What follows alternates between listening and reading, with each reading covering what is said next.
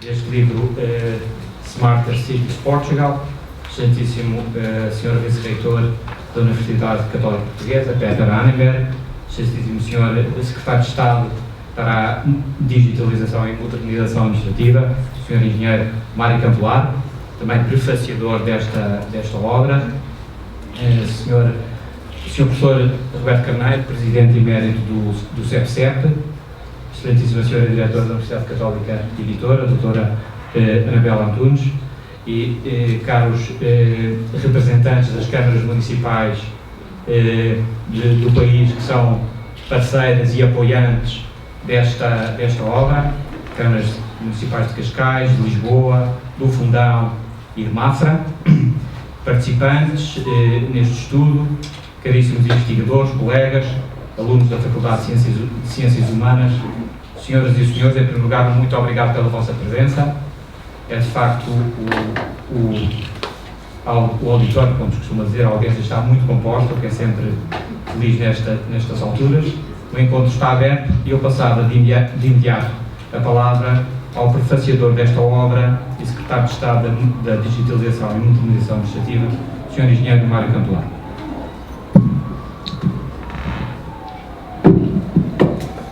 Boa tarde a todos. É com imensa alegria que eu estou hoje aqui nesta casa, uma casa de ciência, uma casa de reflexão, uma casa onde a Academia traz ao seu convívio estes exemplos práticos dos desenvolvimentos das Smart Cities em várias partes do país.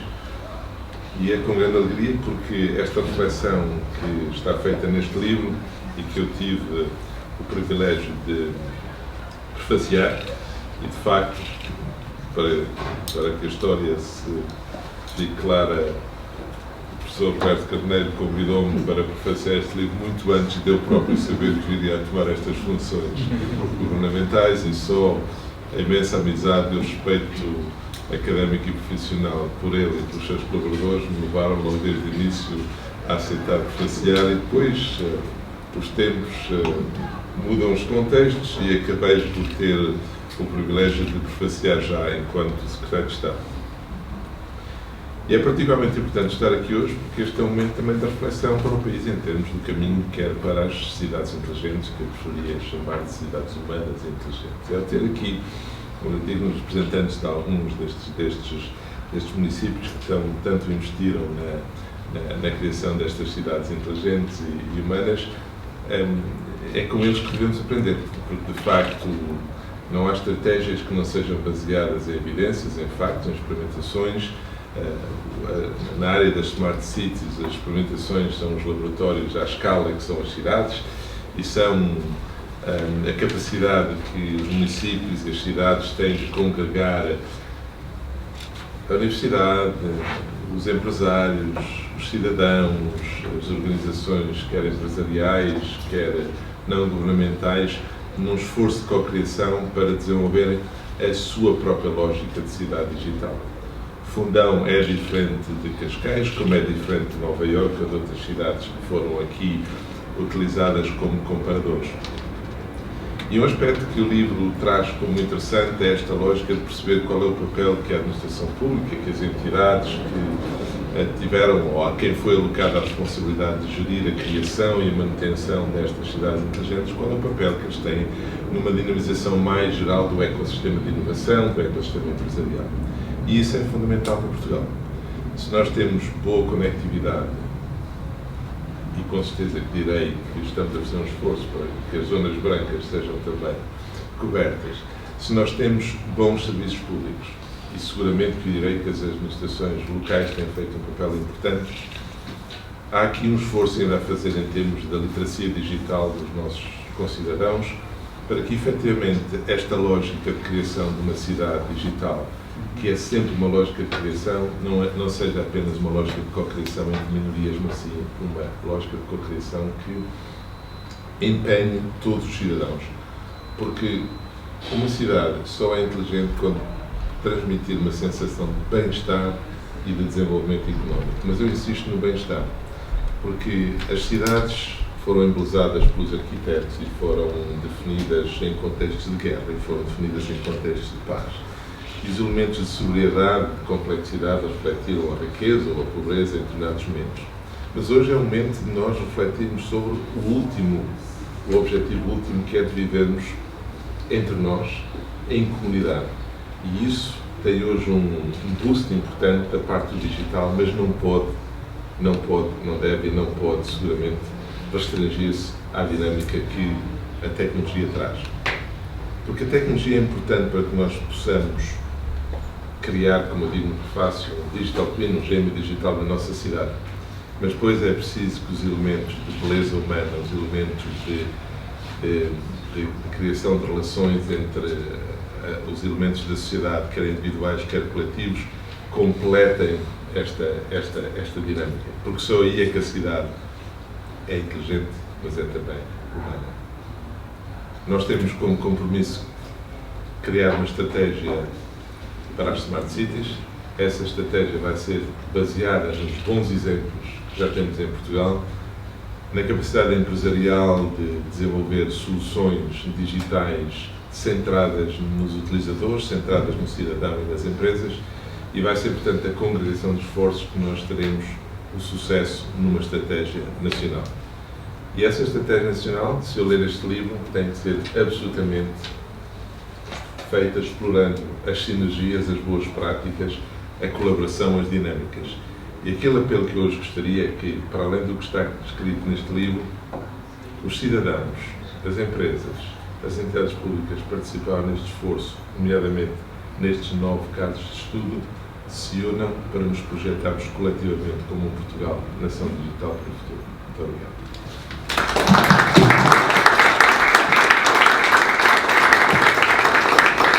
Sr. Deputado, muito obrigado. Eu passava a palavra agora ao Sr. Professor Roberto Carneiro, Presidente Emérito do CEPCEP, o Centro de Estudos que levou a cabo este projeto. Obrigado. Boa tarde a todos. Permitam uma palavra especial para o Sr. Secretário de Estado, a quem cumprimento muito especialmente, e a quem peço desculpa ter insistido tanto consigo, não é? E para não acharem em cima de si, para fazer-se prefácio, mas compreendo que temos o seu compromisso e temos o compromisso, e apesar de tomar posse do governo, compreendo a sua preocupação, não é? Portanto, mas felizmente consigo conciliar as coisas e ter aqui um prefácio espetáculo. Muito obrigado. Muito obrigado. O CEPCEP sempre dedicou ao tema da cidade uma grande preocupação. Dos 3 primeiros livros do CEPCEP, 2 sobre a cidade em Portugal, 2 e 3 da sua revista Povos e Cultura. Sobre a cidade em Portugal. E agora acabamos, normalmente voltamos à cidade como se faz cidade mais inteligente. Não é? Portanto, é um tema muito importante para o CEPCEP, um tema muito importante porque a cidade representa uma potencial de inovação, potencial de transformação da sociedade, não é? E, portanto, eu queria agradecer a todos os que trabalharam neste projeto, os investidores, a todos os que estão aqui presentes, as câmaras municipais que aderiram. Eu dizer que Lisboa e Caxias de logo do princípio, a minha ideia é começar só pagando Lisboa. Depois, felizmente, entrou a Mafra e o Fundão. É um outro sabor a isto, Mafra e Fundão. Portanto, foi preciso fazer um livro que me parece bem acabado, com novos descasos, bem estruturados. Portanto, queria dar os parabéns a todos que trabalharam nisso e queria dizer-vos que os objetivos iniciais foram cumpridos, graças a Deus. Obrigado. Muito obrigado.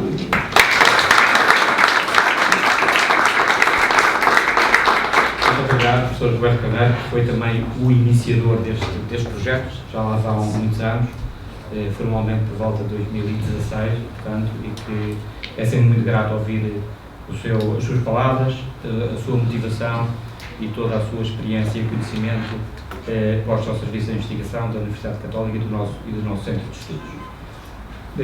Em seguida, a Universidade Católica Editora, que é a editora com quem o Centro CEPCEP, Centro de Estudos Povos e Culturas Portuguesa, há já muito tempo trabalha. Acho que temos tido uma parceria que tem sido favorável a ambos e, mais uma vez, publicou este nosso trabalho, um livro que, como objeto de investigação e de estudo, eu diria quase que de arte, está muito bonito, não é?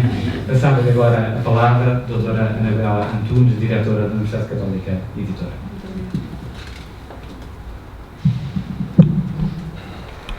Muito obrigada, Sr. professor Fernando Arco. De facto, enalteceu aqui um aspecto muito importante, é que de facto a nossa parceria é muito positiva para ambas as partes. A Universidade Católica Editora honra-se com a possibilidade de publicar trabalhos de investigação de tanta qualidade como aquela que o CEPSEP nos tem habituado nos últimos anos. É um trabalho de investigação que dura no tempo, como o professor engenheiro Roberto Carneiro referiu, portanto, mesmo obras publicadas há uns anos atrás continuam atuais, precisamente pelo caráter inovador com que se aplicam e o caráter inovador das suas publicações no momento em que se publicam. Portanto, para a Universidade Católica Editora poder materializar em livro essa investigação e poder levar mais longe essa divulgação da investigação que faz, é para nós de facto uma enorme honra e eleva imenso o nosso catálogo editorial. Portanto, agradeço muito as suas palavras. Estamos muito felizes com esta edição, por ser em inglês. É também uma edição simultânea em e-book, para poder também tornar viável aos leitores digitais e a outras pessoas e outros povos. E, portanto, é com enorme honra que estamos aqui hoje. Também fizemos um debate sobre este tema na Feira do Livro, que foi muito interessante e muito importante, para além de interessante. E iremos continuar a fazer a divulgação que este livro merece, assim como outros do CEPSEP Público. Muito obrigada.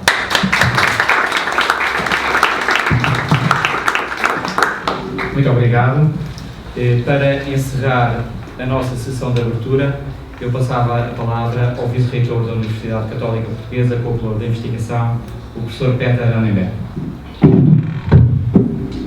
Boa tarde a todos. Cumprimento o Sr. Secretário de Estado, o Presidente do CEPSEP, o Presidente Emérito do CEPSEP e a Diretora Católica Editora. Permitam-me dizer 3 breves palavras. Em primeiro lugar, quem gostaria de estar aqui, mas não pode, é a Sra. Reitora, e que manda muitos cumprimentos, felicidades e felicitações por este evento e por este livro, que mais uma vez demonstra a capacidade do CEPSEP de responder aos desafios atuais e contemporâneos. Uma segunda palavra, como o Vice-Reitor com o piloto da Católica Editora, é muito bom ver esta cooperação entre o Centro de Estudos do CEPSEP e a Editora em tantos momentos tão produtivos como o momento hoje, e uma parceria sólida e em benefício do Centro, da Editora e da comunidade académica e do público geral. E agradeço também este compromisso do CEPSEP e a dedicação da Editora.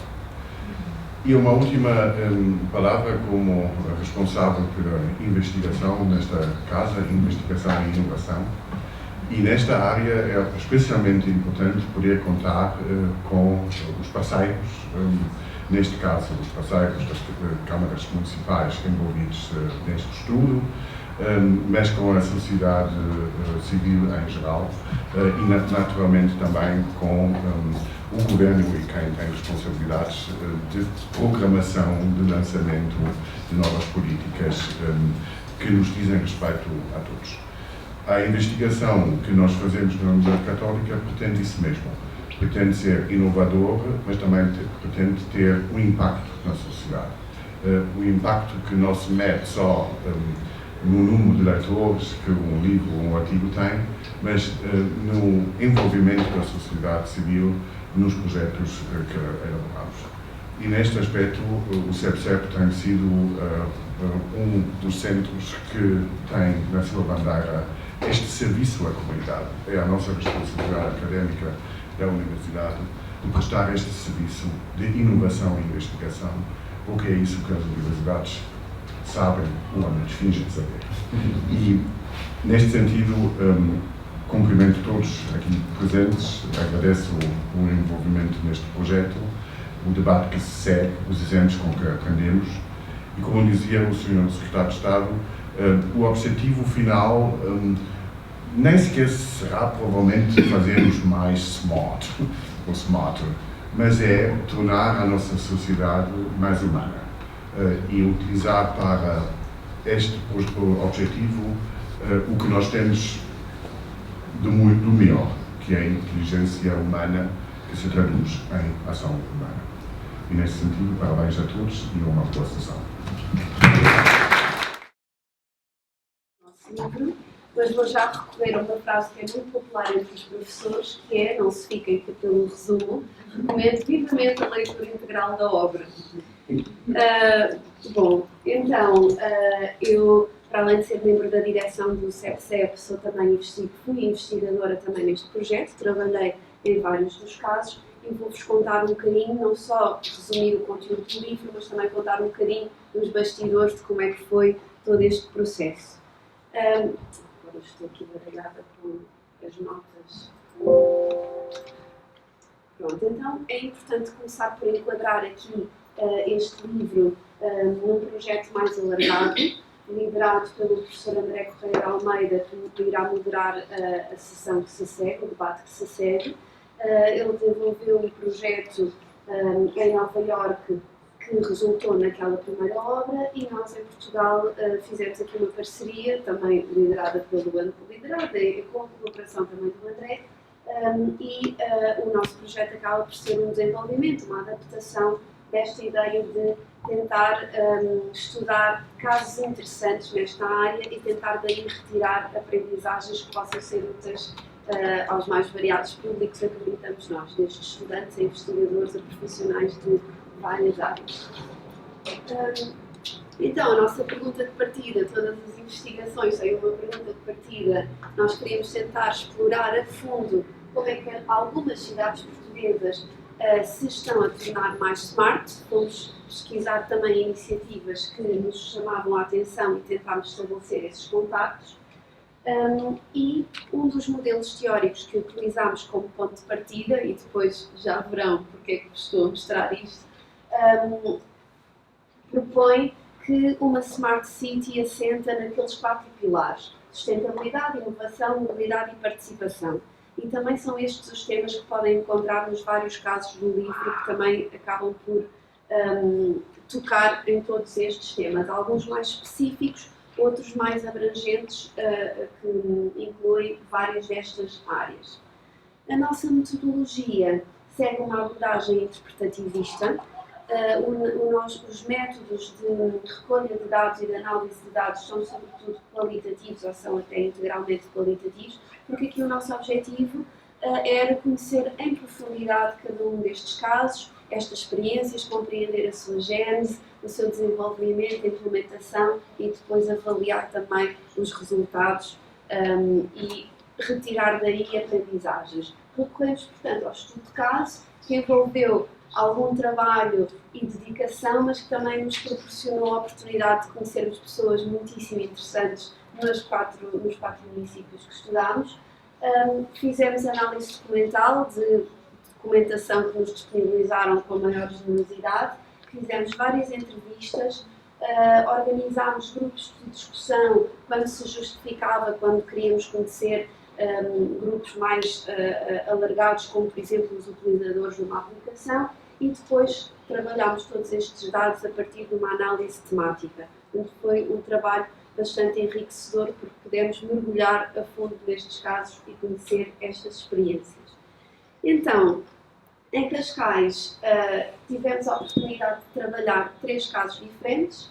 Cascais Leads in Mobility incide sobre a aplicação Mobi Cascais e aborda o desenvolvimento de uma plataforma integrada de mobilidade que agrega várias soluções, desde as bicicletas às mais habituais de transportes públicos até ao próprio estacionamento. O Cascais ID é um caso que explora, no fundo, a integração de várias plataformas de identificação e interface com o município. É um caso de front-end, em que aqui o objetivo era conseguir integrar todas essas plataformas, pô-las a funcionar em conjunto, tendo como principal objetivo não só facilitar os processos internos, mas facilitar a vida do município, que em vez de ter vários cartões, possa ter um único cartão que serve para se identificar em todos os serviços. O Cascais Youth Participatory Budget é um projeto que, também tendo em conta a minha área de investigação que envolve tecnologias de crianças, é muito interessante. É um projeto da Câmara Municipal de Cascais, de estímulo à cidadania ativa e que começa logo nos jovens, e eles trabalham em escolas no desenvolvimento de propostas que esses jovens podem depois apresentar ao orçamento participativo, e portanto o objetivo é aqui ensiná-los a serem cidadãos e a participarem da vida pública da sua cidade. Aqui, desculpem, nesta primeira experiência. Leading Change in Fundão. Temos aqui, o Zoom traz-nos sempre vozes do além, que estão estabilizadas. Leading Change in Fundão foi um caso muito interessante porque a Câmara Municipal do Fundão desenvolveu uma estratégia integrada de inovação e ao início, quando nós começámos a trabalhar no caso, parecia que era algo mais delimitado, mas quando começámos a puxar ali todos os fios do novelo, percebemos que era uma estratégia muito mais abrangente e que, no final, portanto, a nossa primeira percepção é que a ideia seria transformar o Fundão numa zona muito mais tecnológica e voltada para as tecnologias digitais, e depois percebemos que o objetivo final era pegar em toda essa inovação e aplicar aos setores mais tradicionais da zona, criando a tal ideia de agrotech. E foi um caso muitíssimo interessante, em que a ideia inicial nasceu da necessidade de fazer face a uma crise, mas depois acabou por se tornar numa estratégia que conseguiu atrair pessoas, proporcionar maior qualidade de vida e um maior bem-estar na cidade. Em Mafra, temos dois casos que ficaram ali com títulos em paralelo. A Mafra é música e ao mesmo tempo é água. O caso sobre a música aborda todo um enorme património cultural da região e explora como estão a ser desenvolvidas várias plataformas e infraestruturas tecnológicas de maneira a integrar e facilitar ao visitante criar sinergias e permitir, a partir de um primeiro ponto de chegada, descobrir toda a enorme oferta que o município tem. Mafra e a água é sobre a Ericeira ter se tornado uma reserva mundial do surf. O caso explora todas as mudanças que isso trouxe para a região e também como é que a Câmara tem conseguido lidar com os desafios de acolher esse crescimento, mas ao mesmo tempo preservar na mesma reserva e manter a sustentabilidade deste projeto. Terminamos então em Lisboa, em que Lisbon's Entrepreneurial Ecosystem é um caso que procura mapear entre 2007 e 2017 como é que se desenvolveu uma cultura e um ecossistema de empreendedorismo na cidade e depois procura analisar o impacto de todas essas mudanças, desde o turismo ao próprio ensino, à vinda de novo talento para Lisboa, e procura explicar um bocadinho como é que se cria um ecossistema tão complexo. Lisbon Open Data é sobre também uma plataforma que tem precisamente como objetivo disponibilizar em formato aberto dados para que investigadores, inovadores, empreendedores, startups possam utilizar esses dados e desenvolver novas soluções. Portanto, é uma plataforma de apoio à inovação.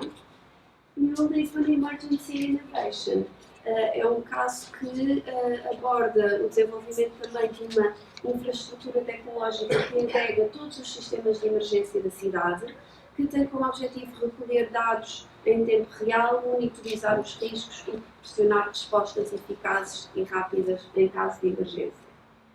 Termino mostrando então como é que nós, por acaso, aqui o Zoom tapa o meu título, mas vou-vos mostrar como é que se transformou o modelo que nós tínhamos como ponto de partida, e que vocês tinham em cima, Smart Cities, e nós concluímos, a partir dos 9 casos, que de facto todos aqueles 4 pilares estão presentes, mas o que foi fundamental para que estes casos tivessem sucesso foram as pessoas. E as pessoas em 2 sentidos. No sentido em que todas estas inovações e projetos tiveram como foco os munícipes, os cidadãos, vamos facilitar a vida das pessoas, vamos melhorar a qualidade de vida das pessoas.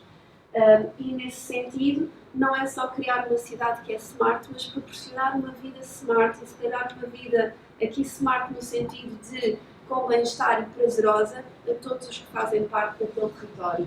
E, portanto, colocamos as pessoas no centro, mas também no sentido em que a liderança e a cultura organizacional foram fatores que sobressaíram em todos os casos como propulsores de toda esta inovação e sem os quais certamente não teria sido possível que estes casos tivessem o sucesso que nós conseguimos verificar. Sendo o CEPCEP parte da Faculdade de Ciências Humanas, é com muito gosto que pomos as pessoas no centro aqui do nosso trabalho. Espero que este resumo vos tenha dado vontade de saber mais. Muito obrigada pela vossa atenção.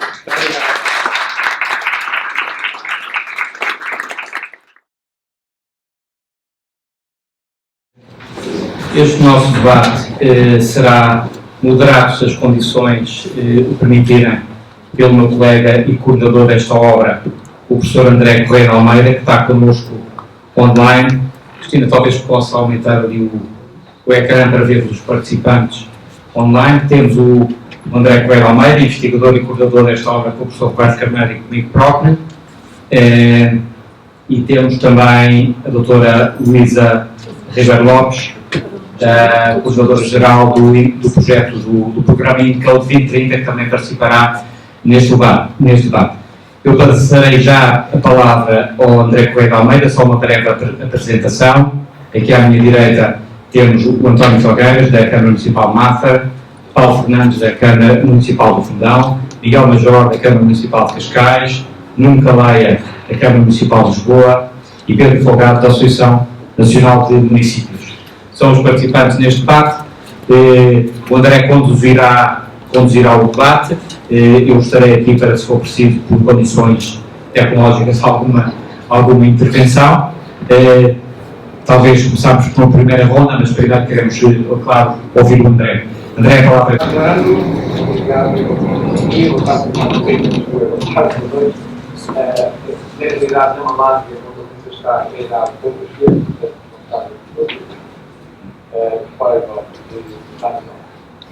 eu ia oferecer alguns pensamentos sobre este pensamento, sobre este livro, e depois vou colocar algumas questões aos nossos convidados e assim procurar dinamizar do outro lado do oceano esta conversa. 3 reflexões rápidas e muito ligadas ao que a Patrícia e o Secretário de Estado há pouco falaram. Eu não tinha pensado em traduzir smarter para mais smart, mas eu acho que é muito smart tê-lo feito. Eu não sei quem é que o fez, eu dou os parabéns à Patrícia pela opção. E isto parece apenas uma questão de nuance e de semântica, mas há uma distância abrupta entre o que quer dizer smarter, ou mais smart, e o que quer dizer smart. Pelo menos da forma como é capturada na literatura e no discurso público e das entidades privadas que mais estão envolvidas na inovação tecnológica. É que, tradicionalmente, a ideia de smart põe um grande ênfase no investimento maciço em tecnologia e sistema de dados e muito top-down, portanto, grandes intervenções que não estão ao alcance financeiras, que não estão ao alcance da esmagadora maioria de cidades em todo o mundo que enfrentam grandes constrangimentos financeiros. E, portanto, por volta de 2050, 80% da população mundial está em cidades. Como é que podemos pensar e ajudar os nossos líderes municipais, mayors, presidentes de Câmara, vereadores, a criar agendas de inovação, se a conversa em torno de inovação começa por incluir variáveis que já não estão ao alcance?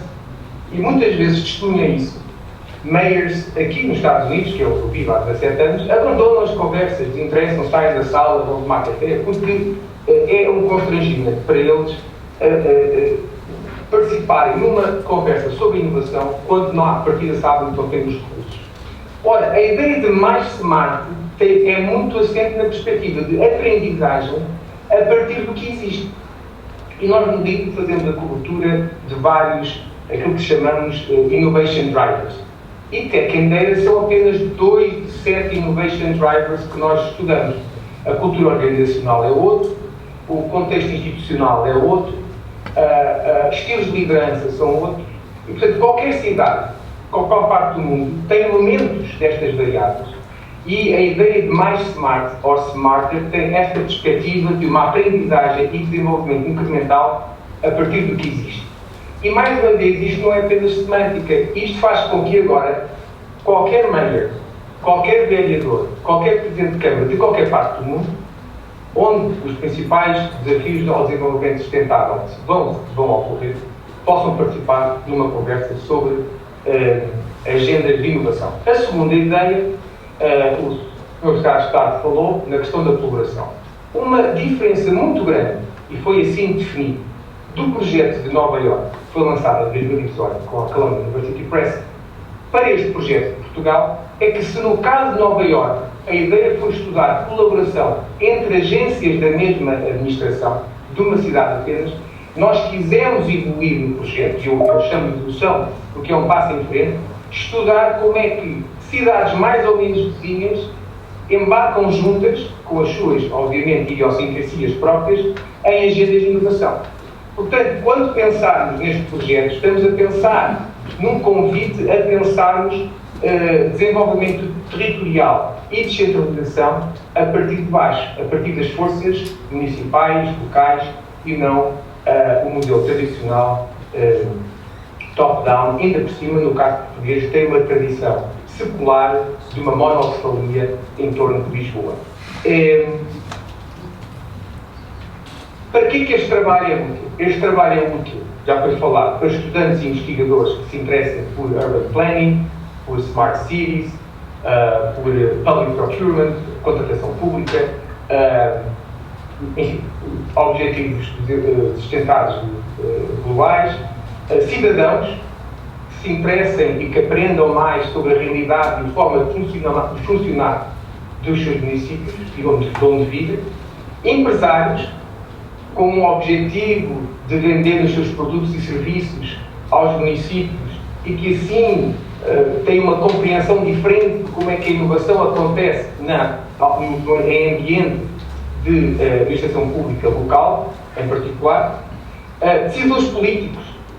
O subtítulo do livro inclui a ideia de Times of Decentralization. Portanto, há aqui, de forma indireta, ou talvez até direta, um convite a pensarmos como é que as cidades já estão ou não preparadas para abraçarem este desafio da descentralização. Acho que os novos estudos de caso mostram que já estão. Bem, gostava só de partilhar algumas dessas reflexões mais macro. Espero que estão a ouvir bem. Eu começava, não é por ser senhora, não, é porque foi a primeira pessoa que eu conheci nesta conversa. E não está ainda ligada a nenhuma cidade em particular, das que elas estão aqui hoje convidadas, e convidava a Luísa, que acabo de conhecer também. Portanto, não há nenhum viés pessoal para lhe dar a palavra pela primeira vez. Alguns comentários sobre o que ouviu antes, o que ouviu, e talvez de mim, e talvez dar assim a oportunidade de tocar a primeira questão aos nossos representantes das cidades. Bom, antes de mais, queria agradecer o convite para estar neste painel. Efetivamente, como o André referiu, o fuso horário aqui, peço desculpa, já estou assim com esta voz de sono, porque são 2 da manhã aqui na Malásia. Eu estou numa conferência sobre a internet mundial, que liga muito a esta necessidade que nós temos de ter cidades mais inteligentes. Sem internet não temos cidades mais inteligentes, mas fazendo já a ponte, dizer-vos que na Malásia existe este livro, eu trouxe, portanto é bom saber que vamos com este livro para todo lado. E gostava de referir aqui 2 ou 3 questões que para mim são importantes enquanto Coordenadora-Geral do INCAD. Não sei se o Sr. Secretário de Estado ainda está aí convosco, que é o responsável último pelo INCAD no governo português atualmente. E eu gostava de referir algumas questões que me suscitaram com a análise do livro, por um lado, e por outro lado, com o que tenho vindo a a pensar um bocadinho sobre o que são e a vantagem das cidades inteligentes e a maneira como o André também referiu a importância para tantas pessoas, uma vez que são 80% das pessoas em nível mundial vivem em cidades, portanto a maioria das pessoas. E eu diria que este trabalho não é só útil para as pessoas que o André referiu, é útil para todos, porque as cidades não existem sem cidadãos. E este é ponto para aquilo que eu gostava de referir, que é as cidades só são inteligentes se nós tivermos cidadãos que consigam beneficiar da inteligência das cidades. As cidades não vivem só por si, vivem para os cidadãos, para os municípios. A importância de trazer aqui as experiências dos municípios desde Fundão, Lisboa, Cascais, Mafra, que tive a oportunidade de ler em tantas vertentes tão importantes como que vão desde o mar à cultura, à música, à mobilidade, hoje tão importante, ao empreendedorismo. Este ecossistema de startups só pode existir se existirem estas cidades. Dito isto, só vamos ter estas cidades, e por isso eu estou a puxar um bocadinho a brasa à minha sardinha, se tivermos cidadãos com competências para as utilizar. Nós sabemos, e o Sr. Secretário de Estado no início na sua intervenção referiu, que temos uma capacidade de rede grande, temos a tecnologia, está aí ao nosso dispor, portanto é utilizá-la. Agora é preciso saber utilizá-la, e nós só sabemos utilizar a tecnologia que as cidades, os municípios que põem ao dispor dos cidadãos, se eles tiverem as competências necessárias para as utilizar. E muitas vezes aquilo que nós vemos é que existem as soluções tecnológicas, mas depois as pessoas ficam afastadas da utilização destas soluções porque não têm as necessárias competências. Nós sabemos que ainda temos um nível de exclusão digital muito grande nas nossas cidades, embora estejamos aqui em presença de muitas cidades que trazem as suas experiências e que até têm, se calhar, mais municípios incluídos digitalmente do que outras que não estão presentes neste livro, mas seja Lisboa, seja Mafra, seja o Fundão, seja Cascais, todos estes municípios têm excluídos digitais. E mesmo dentro daqueles que têm alguma literacia digital, é preciso que saibam utilizar as soluções que as cidades estão a encontrar para a sua utilização. Daí que seja tão importante esta capacitação digital. Eu, alguns dos que estão aí na mesa, já tive a oportunidade de estar convosco. O INCAL 2030 é, porventura, a maior iniciativa governamental para a capacitação digital de todas e de todos. Eu já vou explicar porque eu estou a dizer de todas e de todos. Se eu não estivesse neste painel, a inclusão de género estava um bocadinho posta em causa nesta análise que são Smart Cities. E um dos objetivos de desenvolvimento sustentável, como sabem, o quinto, é a igualdade de género. As nossas cidades têm que olhar para esta necessidade de capacitação digital e evitar que aquilo que já existe, que é uma diferença grande, um digital divide muito grande entre aqueles que têm acesso e os que não têm acesso, seja aprofundado pelo facto de serem cidades inteligentes. Ou seja, vamos tentar que as cidades que foram pensadas sem preocupações de inclusão dos grupos mais vulneráveis utilizem agora a tecnologia, não para aprofundar essas desigualdades, mas fazer com que essas desigualdades sejam esbatidas pela possibilidade que todos e todas tenham ou não todas as capacidades e todas as possibilidades de aceder ao que as cidades têm para oferecer, possam utilizar. Esta é, assim, só a minha primeira deixa. Vamos tentar ser mais inclusivos nas cidades inteligentes. Muito bem, obrigado, Luísa, por ajudar a alimentar esta conversa. Quando falou de cidadãos, não pude deixar de pensar na primeira metade do subtítulo do livro, que é a ideia de Public Entrepreneurs. Não no sentido de especialistas, do entrepreneur especialista que está metido numa incubadora a desenvolver uma startup, mas dos cidadãos como entrepreneurs para eles próprios. Eu não sabem que é uma pergunta a todos, mas talvez passava, daria talvez o microfone, entre aspas, ao nosso colega do Fundão, de que forma as pessoas depois vão ter a oportunidade de ler em detalhe os casos, portanto talvez evitasse entrar nos detalhes dos casos que as pessoas podem ler em casa e ter aqui uma conversa que possa cruzar mais todos os participantes.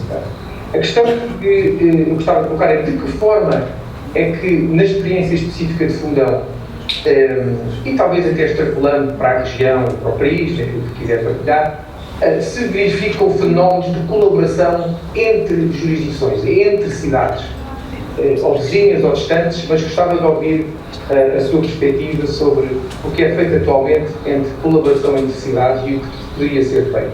E para não ser pergunta e resposta, talvez a conversa ficasse espontaneamente aberta à intervenção de outros colegas da cidade, das outras cidades, e que possam assim alimentar um diálogo.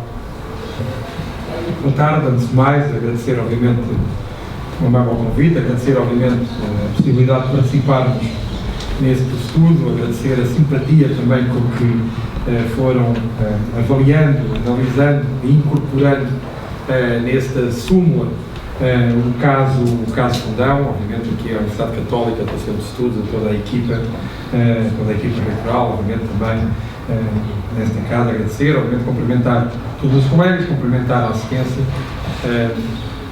ali ao nosso, creio que Presidente Emérito, obviamente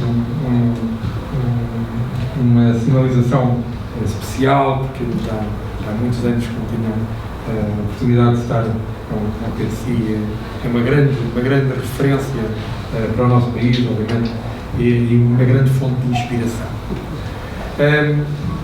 Se calhar a palavra inspiração é uma palavra interessante para logo colocar no âmbito da questão colocada. Nós não temos em Portugal, como sabemos, a palavra parceria é uma palavra que está muito barata.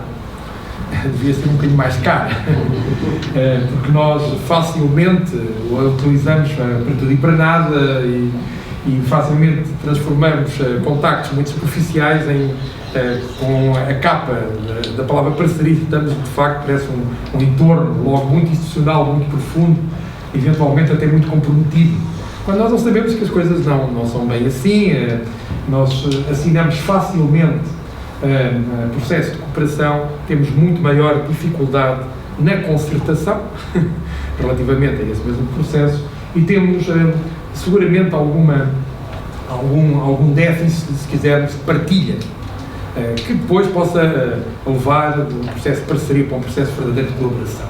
Temos alguma dificuldade nessa questão. Não é uma dificuldade de relacionamento institucional, que não temos, então no mundo autárquico, de facto, as relações são boas, de uma forma geral, os autarcas e as suas estruturas associativas, quer subregionais, quer regionais, quer a nível nacional, nós vamos encontrando, vamos, obviamente, procurando soluções, mas de facto falta organização, falta planeamento, falta continuidade na parte dos processos e às vezes tenho uma sensação que, não concretamente neste livro, que tem alguns casos, mas em muitos destes certames, muitos destes encontros, quando estamos a falar de inovação, infelizmente sinto, e já obviamente acompanho um pouco mais este processo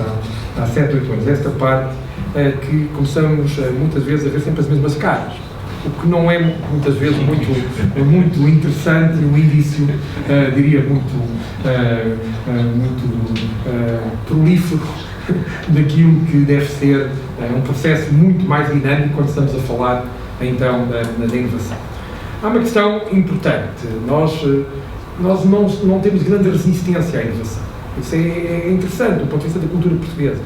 Nós geralmente, quer na componente do cidadão, quer na componente da empresa, quer até de certa forma nas instituições, nós temos uma curiosidade e com a nossa boa capacidade que temos de adaptação, muitas vezes, àquilo que é a diferença entre a curiosidade e essa nossa capacidade de adaptação, geralmente estamos muito abertos àquilo que possa vir do ponto de vista de ideias novas, soluções novas, tecnologias novas. Geralmente temos eventualmente menos resistência, somos digamos, temos um fio mais de fácil contágio relativamente a esta questão. Claro que, fechando um bocadinho a questão do ponto de vista do interior do país, onde a massa crítica é menor, eu costumo dizer, eu utilizo muitas vezes uma frase que é todos os locais são um universo sem as paredes, que não é uma frase minha, do Miguel Torga, mas é uma frase muito interessante do ponto de vista do que é a abordagem, sobretudo a abordagem quando estamos a pensar em contexto de smart cities ou outros, do ponto de vista da inovação. É abrir-nos ao mundo. Se alguma coisa nós fizemos quando assumimos que a inovação ia ser a nossa primeira linha de intervenção e de prioridade em termos de política pública autárquica, em termos de paradigma local há 8 anos, foi que tivemos a lógica logo de escala. Ou seja, nós temos que nos abrir ao lado, abrir às outras cidades, abrir às cidades que também trabalham em inovação, estar muito abertos e disponíveis para ouvir e para procurar as melhores soluções, mas a nossa escala deixa de ser, nessa perspectiva, só a escala local. Nós abrimos ao mundo, vamos procurar no mundo, e o primeiro grande trabalho que fiz, e estão aqui muitos jovens, o primeiro grande trabalho que fiz na altura, a liderar um pouco toda essa estratégia, foi que nos primeiro ano e meio visitei 221 empresas, startups e emergentes um pouco pelo mundo inteiro, simplesmente para ouvir falar dos jovens, das suas motivações. Só ouvir, basicamente, jovens. Praticamente não falei com empresas corporativas, com corporate, com as vamos chamar as mais musculadas. Só ouvir. Só ouvir o que é que leva um jovem a criar uma empresa, que novas tecnologias, que novas linguagens, que línguas, que motivações, porque é que vive ali ou vive acolá. Vamos começando a ter, e criar uma visão holística do que é as margens. Muitas vezes, o que é que está a ser construído nas margens, depois a seguir, passados uns anos, há de estar no centro. E foi, digamos, o meu trabalho de pesquisa. Foi sair da minha zona totalmente de conforto, tirar uma câmara também, se quisermos, uma zona de conforto, com, obviamente, procurando instigá-los para que podíamos ter uma agenda de transformação. E no final do dia, do ponto de vista das redes e dos processos que foram construídos, é verdade que há depois resultados tecnológicos, há depois inovação tecnológica, mas a questão central do início, e hoje já aqui foi colocado, nomeadamente o nosso secretário de Estado há bocadinho pôs logo o acento tónico, seguido o nosso vice-reitor, a questão humana. Então a inovação social foi talvez a primeira grande etapa que levou depois ao processo, ou seja, políticas para o impacto, a agenda de verdadeira transformação, utilizar a política pública naquilo que ela tem de mais maravilhoso, que é poder transformar para melhor, mas transformar envolvendo todo e tendo, obviamente, correndo riscos. A política pública tem que arriscar. A política pública autárquica, nós temos sempre um risco permanente, nós somos excelentes do ponto de vista de projetos de piloto.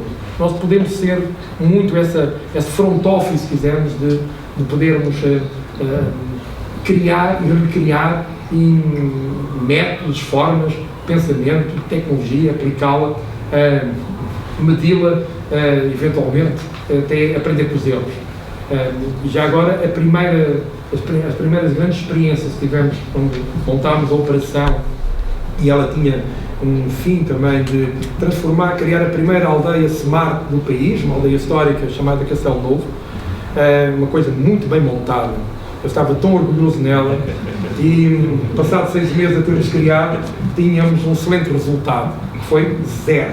Não conseguimos atrair uma única pessoa, mas posso-vos dizer que esse tempo, com o tempo de ouvir os mais jovens, foi talvez o tempo mais interessante do ponto de vista daquilo que depois transformámos e mudámos para, obviamente, sermos um bocadinho mais eficazes, senão, mas provavelmente não estaria aqui. Obrigado. Convidava os restantes painelistas Para ficar a partir destas ideias iniciais, talvez seja mais dinâmico.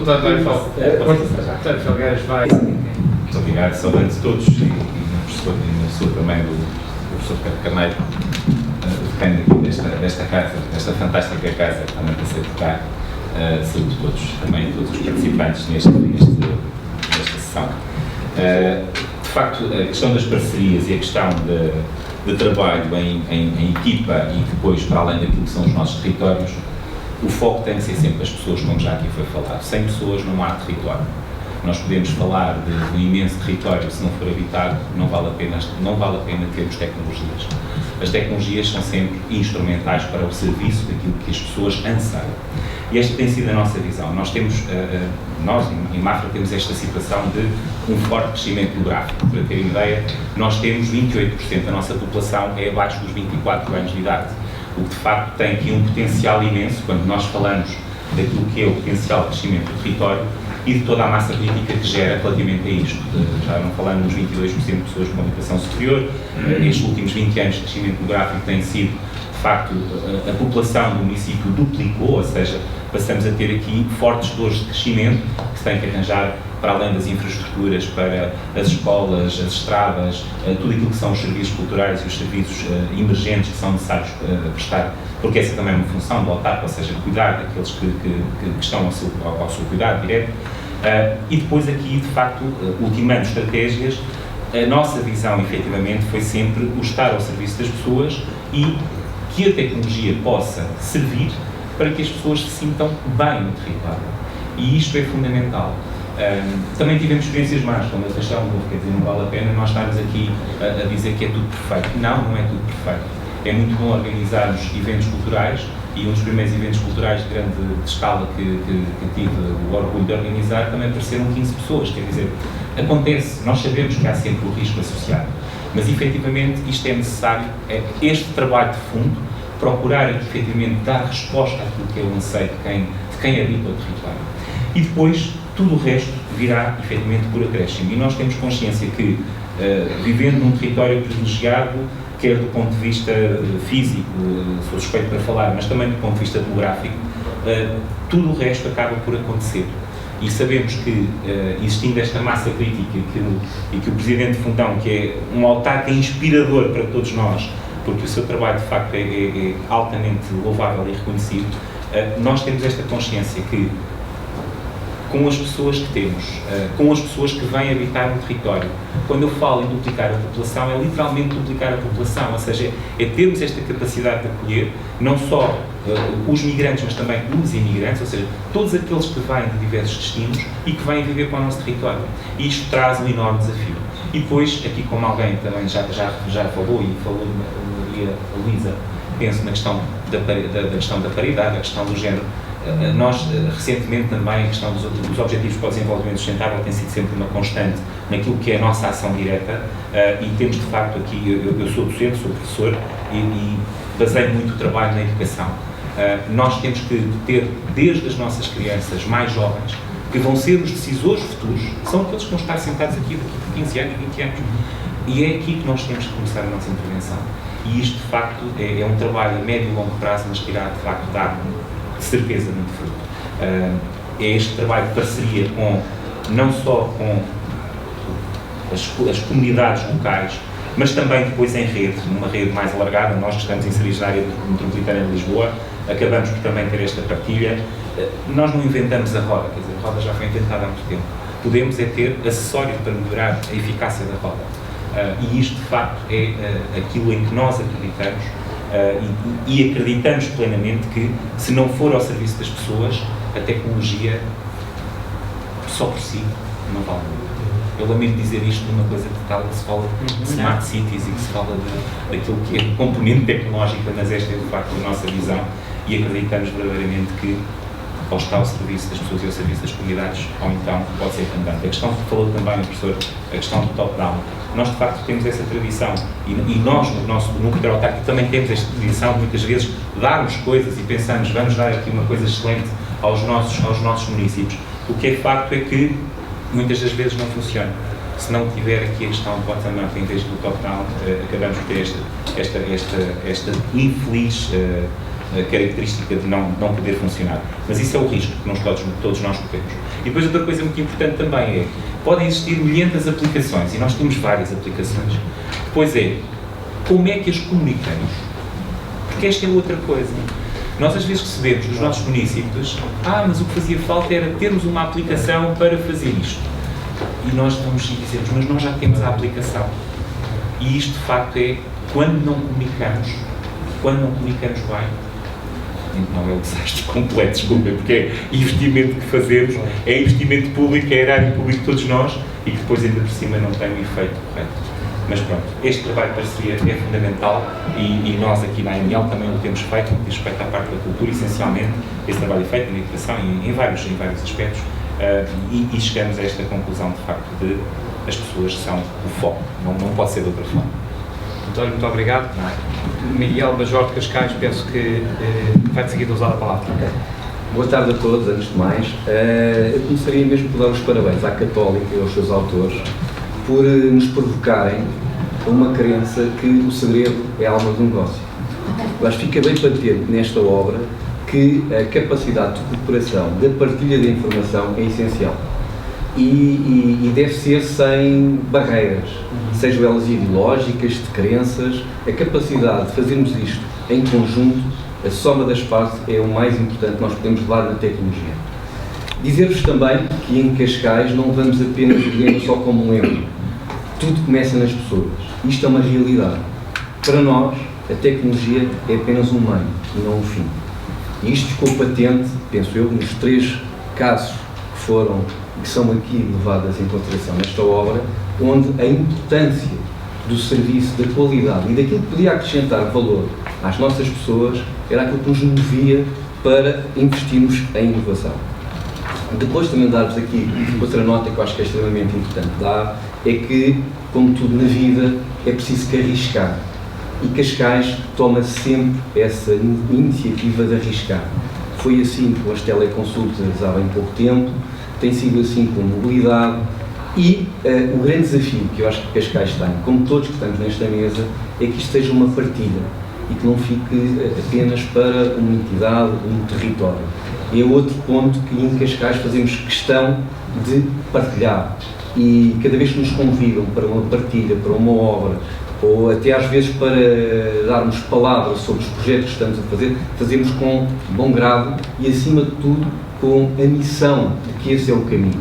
Eu acho que é muito importante termos bastante claro que sem esta partilha, sem este princípio de cooperação, até falando deste espaço aqui, esta cooperação entre o mundo empresarial, o mundo académico, o mundo político é essencial. Se houver barreiras em algum destes pontos, tudo o que nós falamos em inovação e tecnologia não serve para nada. E acho que esse é o ponto talvez mais importante. Já levo alguns anos a trabalhar em tecnologia e tenho tido o privilégio nos últimos meses de estar a trabalhar em Cascais. Pois eu sou um novato, tenho aqui esta grande responsabilidade de substituir o engenheiro Miguel Pinto Luz, ele sim, um grande responsável por grande parte do que se faz, ou em grande maioria do que se faz em Cascais, e dizer-vos que ao final de 3 meses estou completamente apaixonado por sentir que em Cascais isso é o caminho. A partilha, a cooperação, a capacidade de olhar a inovação e a tecnologia não como um fim, apenas como um meio. Eu não me queria alongar muito mais, porque acho que a obra traduz muito bem os bons exemplos do que se tem vindo a fazer, não só em Cascais, mas acho que é de salutar, que acho, e também pegava há pouco até no tema, acho que é importante também olhar para outras localidades, por exemplo, do interior, que muitas vezes ficam esquecidos, e que eu não tenho dúvidas nenhumas que para chegar a esta capacidade de até de competir com os restantes é preciso inovar e temos que tomar esse risco sem medo. Não tenho muito mais a acrescentar, estarei disponível depois para qualquer outra questão que queiram colocar e mais uma vez parabéns por esta provocação, esta crença de que o segredo é a alma do negócio. Acho que isto já fez parte do passado e temos que passar para a frente e dar aqui um outro caminho a esta questão da cooperação. É verdade, obrigado. Talvez agora a Câmara de Lisboa. Vou cooperar, não é? Vou cooperar aí com a sua esquerda, na cadeia. Também, claramente, realçar o agradecimento não só ao convite para estar aqui no lançamento do livro, mas sobretudo à iniciativa de fazer um estudo extenso, portanto, e de se debruçar nas universidades e sobre aquilo que estava a acontecer nas cidades, ou que está a acontecer nas cidades, e emprestarem a vossa energia, o vosso conhecimento e o esforço e o trabalho para desenvolver estes estudos de caso. Quando fomos desafiados a envolver-nos no livro, foi um pouco essa, um livro onde trabalho, digamos assim, o livro era um bocadinho longe. Envolver-nos no projeto foi um bocadinho essa energia que quisemos emprestar, porque penso eu, e acho que também já foi aqui um bocadinho focada também esta ideia do smarter em vez dos smart cities, mas eu acho que há de facto aqui um termo feliz, porque efetivamente não me parece que esta questão das smart cities seja uma questão binária de que as cidades ou são ou não são. Né? Tal como as pessoas também não se podemos dizer que são ou não são. E, portanto, há aqui um processo, há aqui um posicionamento dentro de um espaço em que qualquer cidade, qualquer território, qualquer organização pode sempre ambicionar a evoluir e a desenvolver e a ser mais do que é.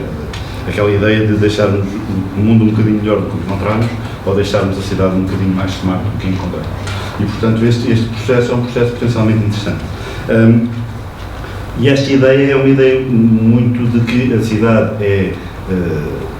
os espaços, as organizações, são territórios onde nós vamos fazer a nossa tomada de decisão. A tomada de decisão deve ser baseada no conhecimento, data-driven, se quiser usar a expressão mais anglo-saxónica, mas baseada em dados e baseada em conhecimento, mas é a transferência do conhecimento que faz a diferença para que a decisão seja uma decisão mais forte.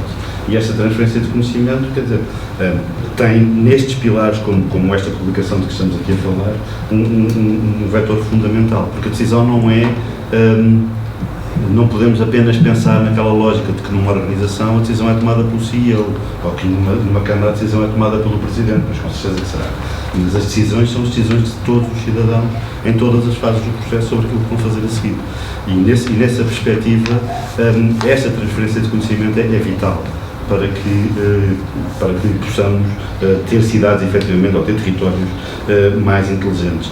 A cooperação das organizações, aqui um bocadinho pegando também aqui neste lema, é aqui um espaço fundamental. A ideia não é só tentar perceber o que é que cada um de nós, quando posicionados perante um determinado desafio, o que é que cada um de nós pode fazer para responder àquele desafio, ao nos juntarmos com os outros, perceber o que é que nós, em conjunto, podemos fazer para responder a um desafio que não podíamos fazer sozinhos. E, portanto, qual é a ação que eu agora vou poder tomar, porque estou em conjunto com outras câmaras, ou porque estou em conjunto com outras empresas, ou porque estou em conjunto com outras organizações, e se calhar agora temos capacidade para fazer algo que individualmente, cada um no seu cantinho, não o teria. Porque essas, obviamente, aquilo que eu terei capacidade para fazer sozinho, foi fácil. Não preciso também daqui de muito mais impulso e de mais desenvolvimento. E eu julgo que esta lógica das instituições e da cooperação entre instituições, ou se quisermos, já vão-se chamando muitas outras coisas, da competição, da cooperação, da competição, o que seja, do ponto de vista das tecnologias, mas o que é facto é que, para desenvolver determinados projetos e determinadas ideias, um ator sozinho provavelmente não basta. E então é interessante que o poder público ou as câmaras se possam relacionar com as empresas, que as instituições particulares de solidariedade social se possam relacionar com as escolas, que as pessoas se possam relacionar umas com as outras.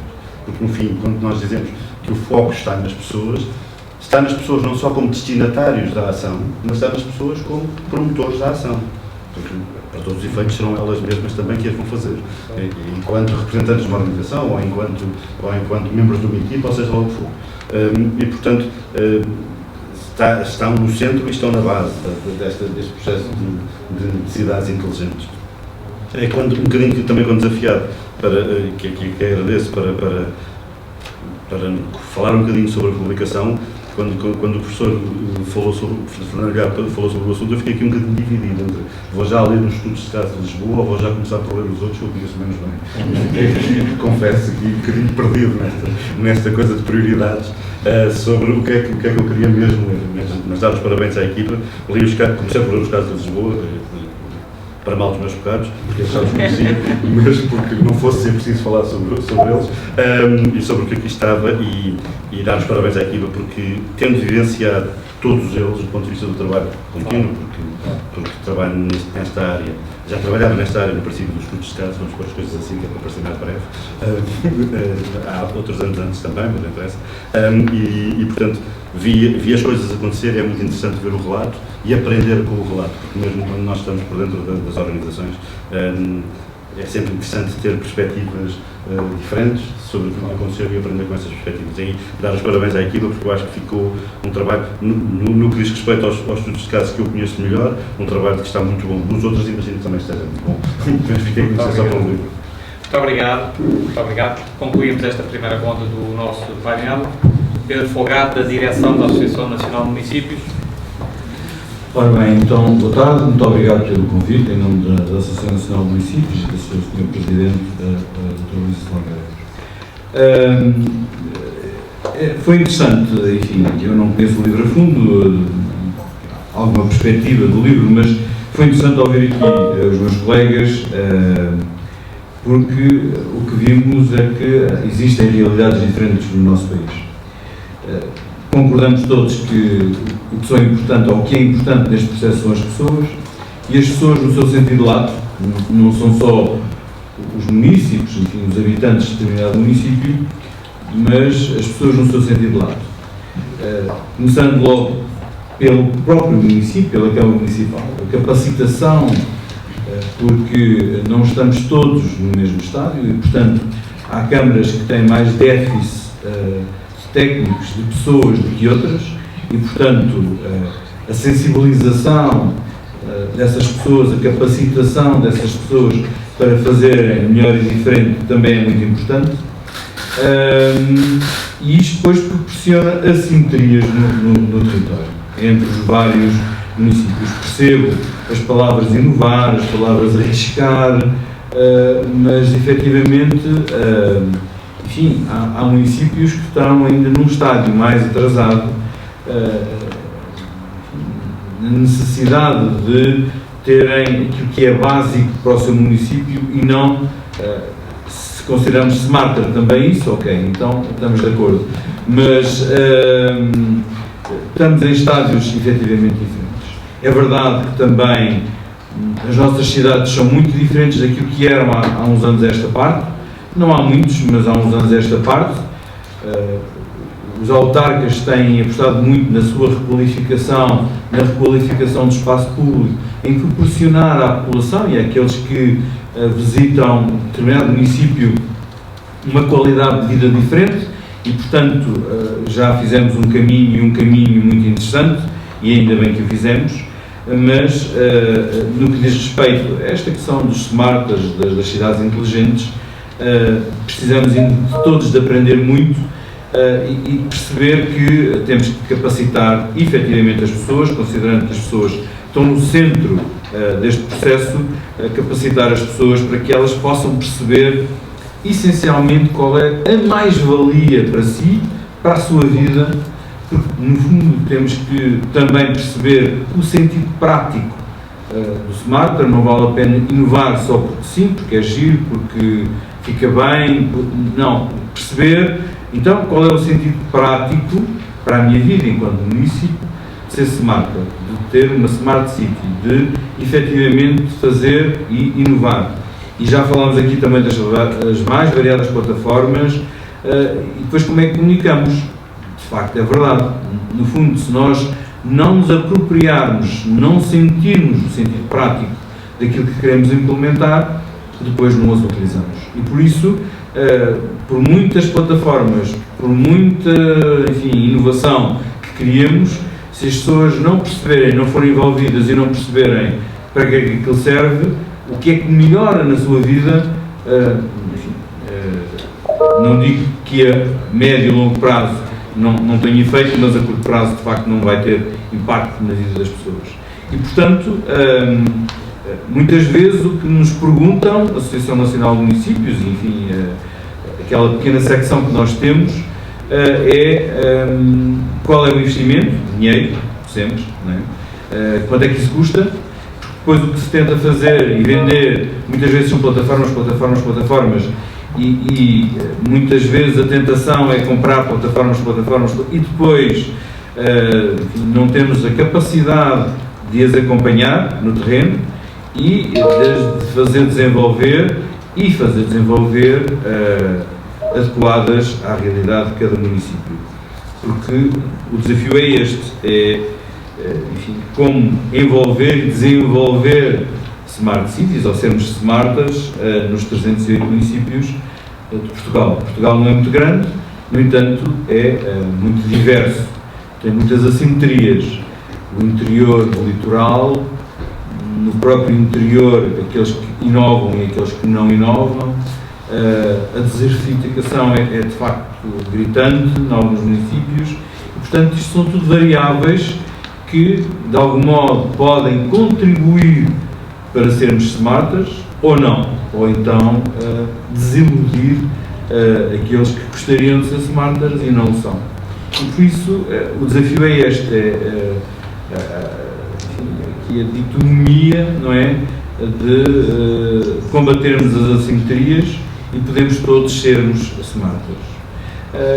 Na nossa perspectiva, penso que uma ideia seria, enfim, olharmos para as comunidades intermunicipais e, eventualmente, em grupo, em escala, trabalharmos cada comunidade intermunicipal, no seu número de municípios, que é muito variável, entre 8, 19, 20, portanto, depende da região, mas trabalhar essa comunidade com projetos que, enfim, que fossem alargados a todos os municípios que pertençam a essa comunidade intermunicipal ou a essa região. Sei que há exemplos no país, o Oeste e outros, em que já começam a trabalhar em uníssono os vários municípios, mas isto é um caminho, e é um caminho que, enfim, não se consegue percorrer de um dia para o outro.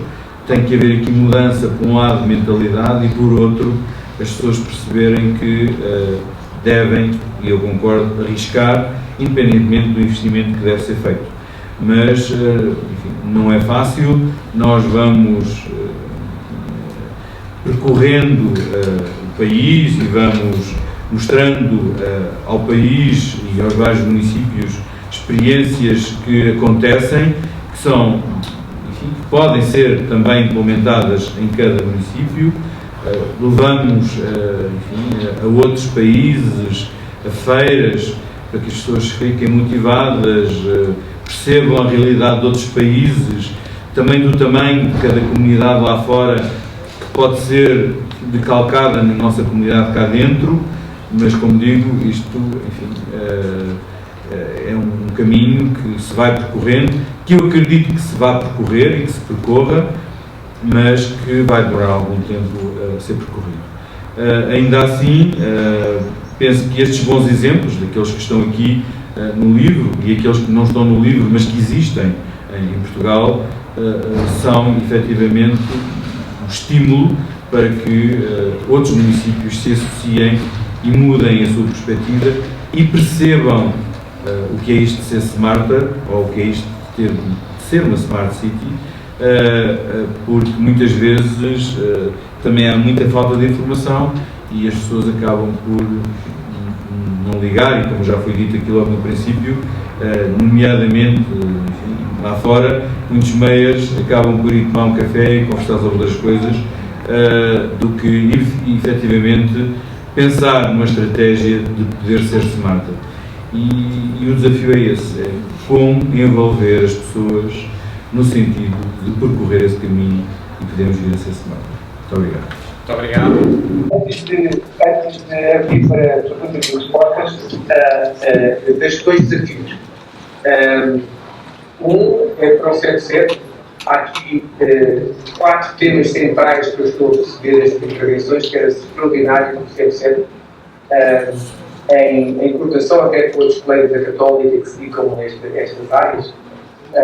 Os temas que aqui temos falado é colaboração, portanto seria muito interessante ter uma conversa específica sobre modelos de colaboração. 3 outros temas que eu acho centrais que foram aqui tocados: estratégias de mitigação de risco, estratégias de boas práticas que podem ser disseminadas em termos de ser estratégias de mitigação de risco. Em última análise, um Presidente da Câmara tem o objetivo, na parte deles, de ser reeleito, como é que se pode conciliar a gestão, o equilíbrio do risco político e do risco de inovação. É muito interessante esse tema. Um outro tema é a questão da transparência, que não falámos aqui hoje. Diretamente não falámos, mas diretamente falámos.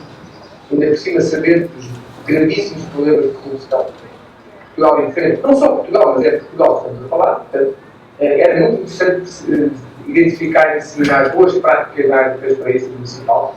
E depois um outro tema, a questão da avaliação. Quem é que em Portugal avalia estas iniciativas? Em última análise, do return on investment, não é? O retorno do investimento, seja ele quantitativo, qualitativos, fica o desafio aqui para os colegas da Universidade Católica. Para o colega da Associação Nacional de Municípios, fica um outro desafio.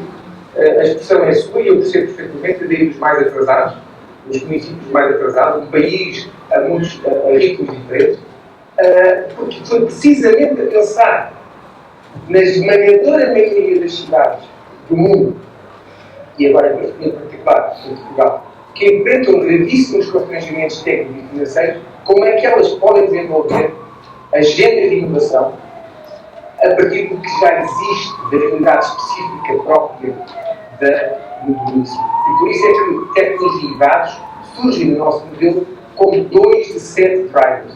Portanto, o desafio é ajudar a levar esta obra aos líderes municipais locais e até levar os investigadores a interagir com esses colegas locais. Fernando, queres organizar tudo de respostas? Aqui é isto, estamos a aproximar rapidamente do nosso final, mas eu não queria deixar passar a oportunidade de poderem, o público, a audiência, tem acompanhado este debate, ter a partir deste painel aqui rico, com muita gente presencialmente e online, e colocarem uma ou duas perguntas sobre estas temáticas. Estejam à vontade, quem quiser colocar uma ou outra questão. Entretanto, a audiência também foi andando. Muito bem, nós estamos a avançar de facto para o final do nosso tempo. Ainda queremos falar um bocadinho da fase 2 do Smarter Cities. O André já aqui sugeriu uma série de temas, e para fecharmos, digamos, o painel, e antes de avançarmos para o que é que o CEPCEP está a pensar em termos de fase 2 do Smarter Cities, eu dava uma oportunidade aqui aos membros do painel para, incluindo a Luísa, que está online, não é? O André vou agora falar, para um remate final, se pretenderem fazer mais alguma participação neste encontro. Talvez começando pela mesma ordem, não sei. Bom, e se calhar no seguimento dessa intervenção, do ponto de vista de alguns temas, drivers, para a questão dos desafios. Eu partilho com vocês o que hoje são questões que me bloqueiam relativamente àquilo que é o ponto onde chegamos. Bom, nós hoje temos, na cidade tem 13 mil pessoas, nós temos 1000 engenheiros de informática. Devemos ser uma das cidades do mundo, se não mesmo a maior cidade do mundo, tem mais engenheiros informáticos per capita. Por isso, os falhanços nós aprendemos e corrigimos e focamos numa questão que aqui muitas vezes se refere, que hoje é a motivação das pessoas serem felizes, terem melhor qualidade de vida. E nós focámos aí e criámos um programa de, eu costumo dizer, que vende estilo de vida. Não é? O que é viver bem, o que é o interior, ambiental, os produtos de qualidade, os circuitos curtos, a habitação muito mais barata. Os primeiros 100 engenheiros que foram viver para o nosso ecossistema, nós, como refuncionalizámos os edifícios públicos, nós tornámos a cidade, os nossos amigos nórdicos, com muito orgulho, andam sempre a impingir a cidade dos 5 minutos, nós temos uma cidade de 6 minutos e 40 segundos a pé. E até, internamente, criámos uma aplicação para perceber quais eram os percursos a pé, para, por exemplo, decidir onde é que tínhamos passadeiras e coisas assim, porque os percursos a pé dão-nos muita informação sobre as pessoas. E depois, nas mobilidades suaves, tínhamos uma componente gamificada que dava prémios a quem andava mais a pé, coisas assim. Mas esse é um desafio do ponto de vista, vamos chamar, agora, o que é o crescimento sustentável, não é? Nós estamos, a cidade é pequena e agora o desafio da habitação, o desafio do arrendamento, mas também a interculturalidade. 1 em cada 10 engenheiros que estão a chegar à minha cidade é português. E estão a chegar por dia, em média. Não é? Por isso, a interculturalidade, a questão mais cosmopolita, num contexto muito rural, de pequena comunidade, lança desafios muito relevantes. Eu, por exemplo, a semana passada estava na perspectiva de um centro de migrações criado, e temos cerca de 12 mediadores só para trabalhar a componente da inclusão. Ou seja, lá está a questão do fator humano por culturas, por continentes, por vamos chamar unidades culturais, que nós chamamos, porque temos engenheiros indianos, americanos, ainda mais do Extremo Oriente, Médio Oriente, África. Então, obviamente, e temos também trabalhadores agrícolas, pelo meio, completamente não qualificados. E uma das questões das tecnologias ao serviço das pessoas é, ok, nós trabalhamos muito as questões do ensino à distância muito antes da pandemia. Porque nós defendíamos a escola rural, então tínhamos tutores à distância para os meios rurais.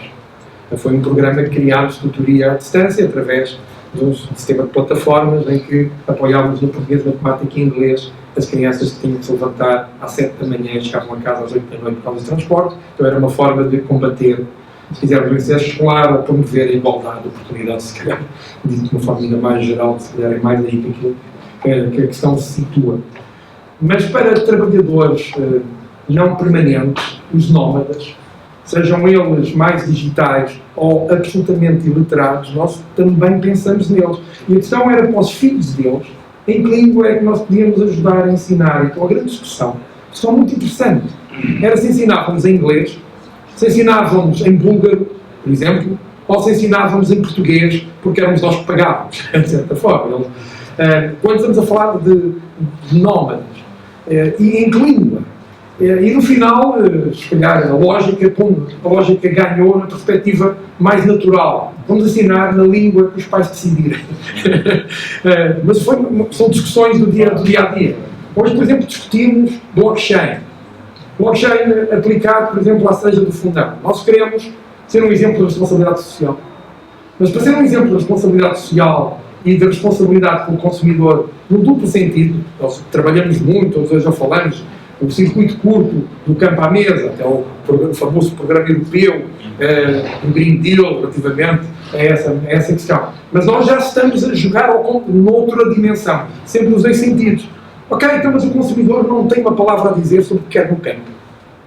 Então vamos pôr isso já no sentido ao contrário. Vamos dar o 2.0, neste caso, de uma questão que já é bastante evoluída. Mas para isso eu tenho que garantir ao consumidor que aquela cereja do fundão, por exemplo, que é uma marca consolidada, a responsabilidade social, ambiental e a rastreabilidade do produto é verdadeira. Por isso eu vou utilizar a tecnologia blockchain aplicada a essa questão. E a terceira dimensão, e a homenagem aqui ao nosso presidente de mérito para concluir, educação. O nosso programa de educação chama-se Raiz e Asas. Todas as crianças do Conselho do Fundão, a partir dos 6 anos, aprendem a programar. Todas. Curricularmente, na escola pública. Todas.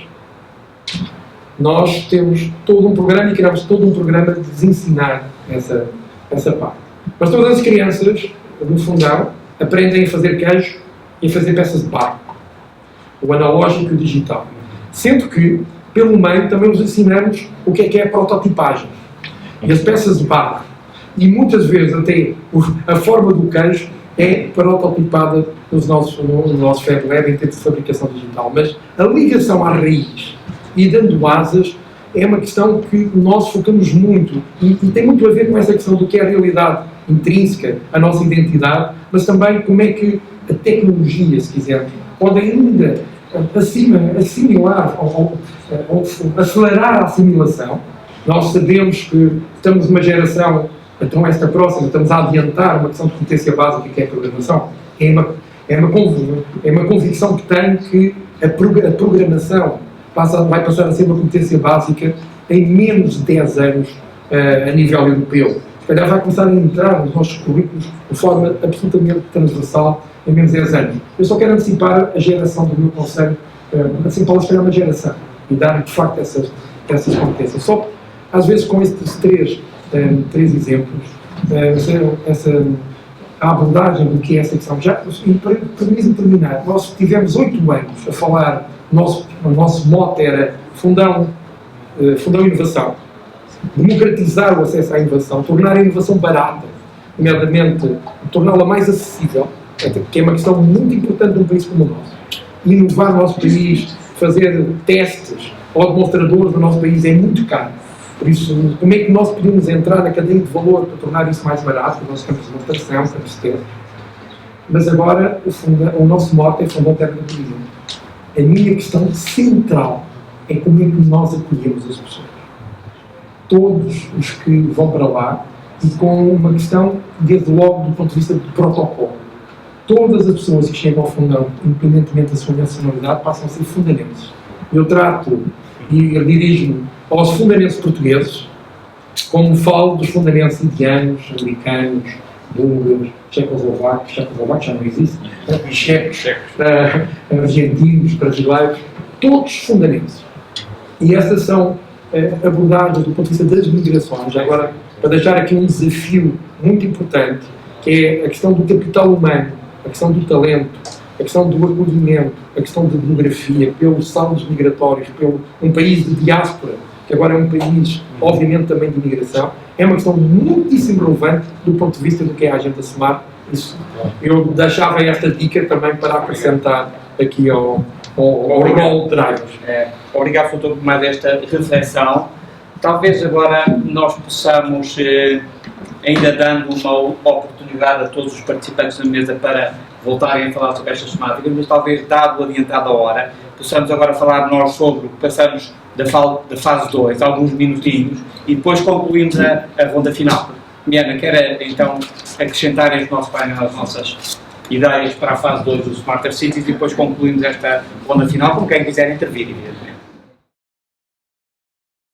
E tentar apresentar de forma breve o que é que são estes grandes temas que temos neste momento em cima da mesa do ponto de vista estratégico e desde já é com grande entusiasmo que verifico que estas linhas estratégicas estão em perfeita consonância com aquilo que o André enunciou como sendo os drivers-chave e que podemos retirar deste debate hoje. Apenas começar aqui com os objetivos muito gerais desta fase 2, naturalmente dar continuidade à iniciativa Smarter Cities de Portugal a partir do lançamento deste livro e pelo qual estamos aqui hoje. Um segundo objetivo, que é o de promover a criação de uma rede de investigação Smarter Cities Portugal na Universidade Católica Portuguesa, a partir do trabalho já desenvolvido e que também está a ser desenvolvido por diversos especialistas já da nossa universidade. Promover um posicionamento nacional e internacional da universidade nesta área, quer ao nível da investigação, da legislação, da advocacia de boas políticas e de boas práticas, e promover, como aqui foi falado muito esta tarde, uma comunidade nacional e internacional, online e offline, de atores e organizações-chave na promoção deste conceito das Smarter Cities, promovendo esta cooperação, esta partilha de conhecimento, esta transferência de conhecimento e esta parceria que tanto se falou esta tarde. Aqui de uma forma muito breve, quando pensámos numa estrutura para esta linha de investigação, pensámos em 4 grupos de questões de partida que nos vão guiar esta próxima fase. Um primeiro grupo de questões que se prende com o conceito em si das Smart Cities, do retrato atual, o que é que são modelos de sucesso, que características comuns têm os diversos modelos e ao mesmo tempo que características é que os diferencia, mas também aprender, como também aqui foi dito hoje, que fatores e contextos promovem modelos de insucesso também, e aprender com ambos, com os modelos de sucesso e com os modelos de insucesso. Depois um segundo grupo de questões aqui, centrado nas políticas públicas, o que é que as caracteriza, e aqui há uma questão muito relevante para o CEPCEP e que tem sido prol do CEPCEP durante muitos projetos em que temos participado, quer da avaliação de política pública, quer da avaliação de projetos de piloto nos quais temos desenvolvido e participado ao longo dos anos, e promover esta cultura de avaliação e de monitorização e que promovem resultados robustos e que nos permitem tomar decisões baseadas na evidência. Depois aqui um terceiro grupo de questões que tem a ver com a inovação, portanto aqui foi falado hoje também, o que é que podemos aprender com modelos inovadores, o que é que caracteriza a inovação nas Smarter Cities, como é que nós podemos expandir estes modelos inovadores de sucesso que serão testados em ambientes seguros, como já aqui falámos hoje, em laboratórios vivos e em projetos piloto, e o que é que podemos aprender com estes fatores também de insucesso destas experiências inovadoras que, por vezes, nos evidenciam resultados menos positivos. E, finalmente, um quarto grupo de questões que tem a ver com este olhar para o futuro. Como é que nós podemos pensar e repensar as Smarter Cities através de futuríveis, através do desenho de novos cenários destes modelos que podem ser utópicos e que podem ser distópicos também. E que cenários é que nos servirão de alavancas para perceber a mudança nas organizações e para formular recomendações de política pública que é também assente no debate científico e nesta partilha de saberes. Aqui, para responder a estas questões, temos aqui dimensões fundamentais, como já também falámos subejamente esta noite, a pessoa no centro de desenvolvimento da Smarter City, a política pública e a necessidade de acompanhamento de programas e estratégias, neste caso no âmbito das Smart Cities, esta ideia, esta intenção de expandir a participação dos municípios nestes estudos de caso que apresentámos aqui novos, pensamos que é interessante e relevante expandirmos e estudar eventualmente, como o André já referiu, a questão da inovação regional e olharmos para como é que as cidades vizinhas se comportam e se colaboram entre elas, incentivar e contribuir para a transparência municipal, também como o André referiu aqui, e aqui pensamos em desenvolver ferramentas e política em estreita articulação com uma proposta de uma agência de inovação e de formação.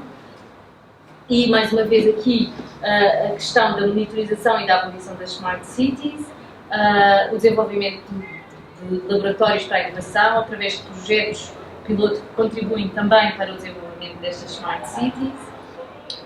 Aqui a dimensão internacional, que também tem sido muito forte do centro, em continuar a trabalhar em projetos europeus, em trabalhar em projetos piloto em países de língua portuguesa e no mundo em geral. Como já referi, o desenvolvimento de ferramentas de aprendizagem neste centro e nesta agência de inovação e informação, em que naturalmente pretendemos envolver os diversos atores, designadamente os municípios, os agentes de política pública, os decisores e o tecido empresarial. Esta visão de futuro que é tão importante para repensar o presente. E, mais uma vez, como tem sido aqui muito referido, a questão da criação e a pertinência da criação de uma comunidade de prática e de aprendizagem para as Smart Cities, promovendo e dando visibilidade aos bons exemplos, às boas práticas, promovendo esta cultura da avaliação e de replicação de bons modelos e transferência de conhecimento. Dentro deste âmbito, pensámos aqui em alguns exemplos, nomeadamente a importância de estabelecer índices e critérios de avaliação adequados especificamente ao conceito das Smart Cities.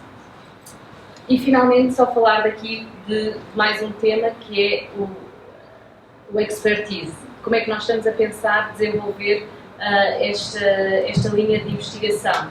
Naturalmente, e dando sequência a esta obra, pensamos, fará sentido uma estrutura bicéfala coordenada entre a Columbia University e o CEP da Universidade Católica. Queremos incluir os investigadores-chave de ambas as universidades e que têm estado a trabalhar naturalmente nestes temas e neste projeto em concreto.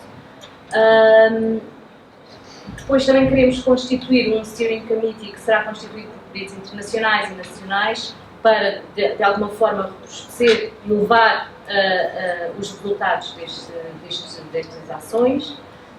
E, finalmente, voltar à nossa comunidade, que tem sido tão valorizada, e beber desta comunidade e da sua experiência, do seu conhecimento, e trazer tudo o que sabem também para as nossas ações e para as nossas reflexões. Mariana Carneiro, investigadora da Universidade Católica, do SEPCEP. Muito obrigado. Foi mais um contributo para este debate.